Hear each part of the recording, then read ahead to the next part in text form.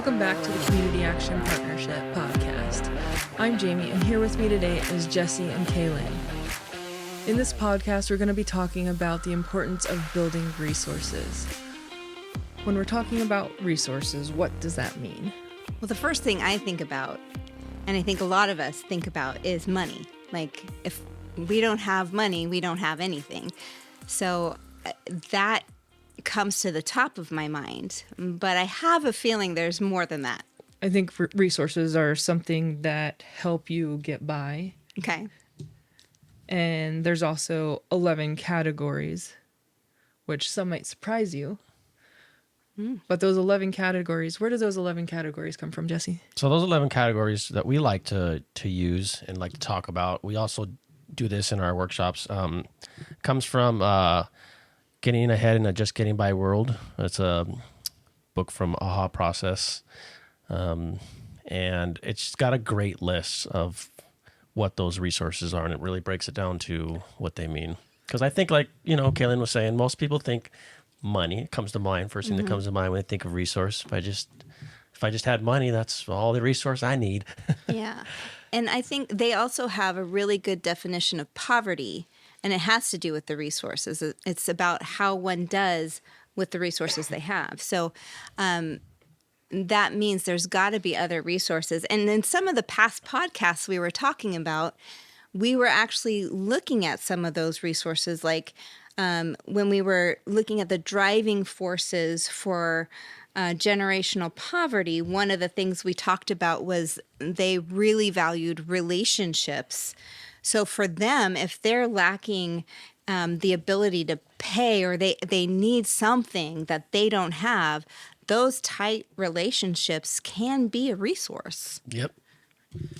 So you said first comes to mind is money, and a lot of times when we're working with people, that's the first thing they think of. And so let's start off with the financial resource. What does having a financial resource mean? Well, I think it means like being able to purchase goods and services that you need to get by. It's important, but it's not the most important resource we have. Right. It is a resource that, let's just face it, you do have to have money nowadays to pay bills and things like that.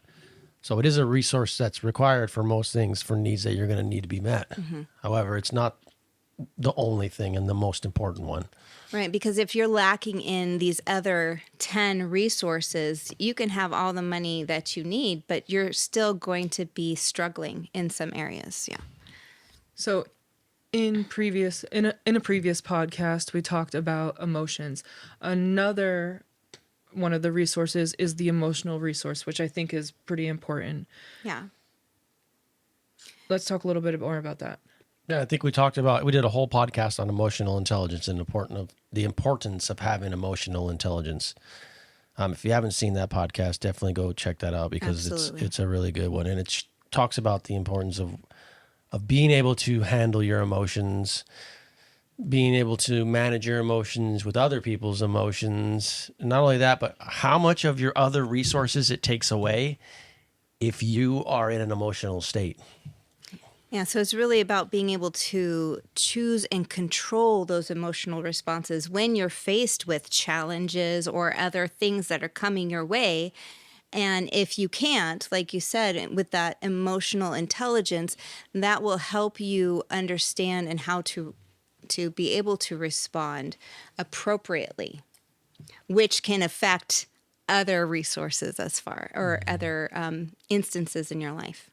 Right. It really makes a big difference if you have, high emotional intelligence. If you're able to have that emotional resource, then you can accept some of the tougher challenges that are thrown at you, Right. and just keep on rolling with it. Next, we have the mental resource. And this is really about having the abilities and skills to be able to like read, write, compute. How is that a resource and beneficial? Yeah, that's a really actually important resource, because it's what you have in your brain, really, your mind, your ability to do all of these things. But it's not, if you don't know math or if you don't know how to read, it doesn't mean you can't build that mental resource, because we have lots of different resources out there to help you build up those. So I think it's important to understand any of these. What we're looking at is not just do you have them or not, but how can you build them up? Next, there's going to be language. Having the vocabulary and the ability to negotiate is pretty important when we're talking about moving forward or employment. And so let's talk a little bit about that. Yeah, if you're able to, obviously there's different cultures in different workplaces and stuff like that, different languages that they use as far as the way they speak, the way Their they lingo. communicate. Yeah. When you're able to pick up on that stuff quicker and able to bounce back and forth between, different registers of language and stuff like that, it's always going to be beneficial to you, especially if you're trying to communicate things in a work environment or you're trying to negotiate things. Could be in a work environment, could just be down at the car lot trying to buy a car or something. If you're able to use those language skills, then, that could be a great resource. Yeah. And we're going to have a podcast that kind of focuses on language. So that might be something that if you struggle with it, you might want to check that out too, because that will be really helpful. Yeah. So next we have social capital. And social capital is really about support systems, right? And so what is social capital for you guys? Well, I think of the word social, so it's relational, it's the people that we know. But I also think about the whole community. There are so many different ways to relate and interact with your community. So it really seems like there's two different types of social capital. And yeah, I think you hit it right on the head right there. There's two types of social capital. We've got bonding capital and bridging capital. When you're talking about bonding capital, that's going to be like your closest, tightest family and friends that are connected to you. They're going to help you get by right now. When you're talking about bridging capital, these are going to be people that are a little bit more out, and it can look like something like agencies or churches and pastors or teachers. And so these are going to be people that are going to be able to support you and help you move forward. And I think the important thing about the bridging capital is to know about them. Yes. Right? So if there are those programs out there and you don't know, that's not a capital you have yet. Right. So it is important to build those networks of people. And it's interesting to think about acquaintances when it comes to bridging capital, because when you're out looking for a job and you're in that tight-knit bonding capital of those are your peeps, those are who you know, a lot of the times you know the same things that they know. So if you are connecting with acquaintances who maybe you don't hang out with all the time, but they go in different social circles, they may have more information than your close-knit friends might for you when you're actually trying to go out and find a job. Yeah, for sure. I think both of them are equally important. The opportunity for bridging capital right now in this day and era with way technology is, and you have social media and everything else, it's expanded so much, so you can build so much bridging capital if you just did research and, and that's one of the things that we do really good down at Community Action is we try to just do our best to find as much bridging capital as we can. Yeah. Resources for people. Yeah.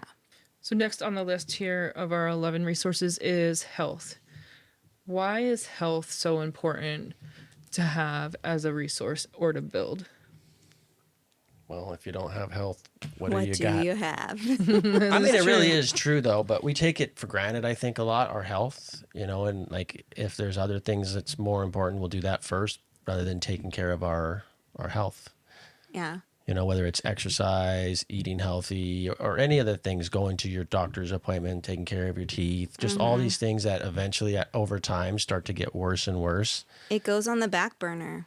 Yeah. I know when I was kind of in between, when I went back to school, I didn't have a job. So my resource was something else.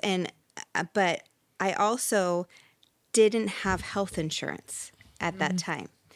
And I went for close to 10 years without going to the dentist. And that is, Wow. your teeth are connected to everything. So if you have issues with your teeth, it can actually affect the rest of your health. So, I can just for my own personal testimony here, I can tell you that really affected the quality of life that I had and my ability to accomplish the things that I wanted to, because I kept running out of energy. And it was all connected to my stupid teeth. So Yeah. there you have it. It's important. important. Yeah, there's two different aspects there that you just talked about. Is one is your own health and the importance of being healthy and how much areas of your life it's gonna cause problems in if you're not taking care of yourself. And then the other is having access to health as a resource. Good point. Yeah. Next we have on the list is spiritual. And a lot of times when we talk to people, they're like, well, I don't do religion or, church or anything. But when we're talking spiritual here, this is not really about religion. No. What is it about? It's about being part of something bigger than yourself. So you're taking the focus off yourself and putting it into the community. Whether you're joining a volunteer opportunity, or you're really exploring being present somewhere else, like you have a yoga group that you're joining, or a small group that you have similar interests in, that's going out and contributing to something where you feel you're truly part of something bigger. A while back, we just had the Ironman up in Coeur d'Alene. It's a huge, huge deal. And something interesting happened during that Ironman. So there was over close to 2,000 contestants there. But there was a lot of volunteers that supported them. And they all came from this community, and it was all walks of life. And what was really neat is it brought people together for a common goal, a commonality, that we all got this like high because we were all rooting for the contestants. We all had a purpose and a goal, that we were doing something that was so much bigger than just ourselves, and we could claim it and we could own it. And that is really, really important. I think another thing that I think about when we're talking about, and it reminds me, takes me back to the culture, is like that belief system, those values, the Yes. culture that Yes. is really going to be like your driving forces and points you in that direction that you want to be in. And so Yeah. next on our list is integrity and trust. What does that mean? Integrity and trust. I think integrity and trust is one that people don't really think about unless you don't have it. Because what is integrity and trust? Obviously, integrity is keeping your word and doing what you're supposed to do even when nobody's watching you, right? And trust is, trusting in somebody, trusting that they're going to do what they say they're going to do. Yeah. If you have that, you may take that for granted and not even think about it. But when you don't have that, you're missing it, right? Because Yeah. whether you can trust somebody or not. And to be able to have somebody that you can count on and is going to stick by their word and do what they say they're going to do, and you can trust them, that is a huge resource to have. You know what I mean? Right. Yeah. And to have it within yourself too Sure. means that you're going to be more successful in the things that you do, because people are going to rely on you. If you're in a job, they're going to know that you're going to be able to do the things that you say you're going to do, and it will help you move forward within that job and maybe even move up. Yeah, I think it's important if you have a job that they know that they can depend on you. Absolutely. right? Yeah. And I mean, that's And- going to stabilize or secure your position. Right. And even help you move forward. And it could do the opposite if you don't. Correct. Right? Right. Yeah. Next, we have motivation and persistence. This is really about having the energy and drive to prepare and plan for and complete projects, right? So why is that so important? Well, we talked about SMART goals before, right? And that's a way to help us to stay motivated. You guys actually brought it up when we were talking about it, that if we don't have something that's going to motivate us, it's really hard to move forward and to do it. So to be creative in the way and build that understanding and self-awareness about ourselves of how we can build that motivation and something maybe we don't want to do is really important, because it can keep us, again, moving forward. And that is the whole point of what we're trying to do, is to keep us moving forward in the direction that we want to be going. Let's get those things that we want, right? Yes.